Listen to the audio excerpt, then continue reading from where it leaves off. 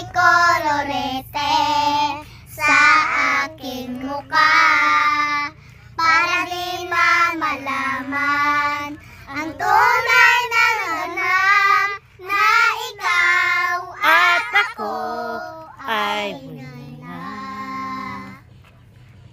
At ang hirap, mapapanggap pa ba ako na ako ay masaya kahit hindi totoo?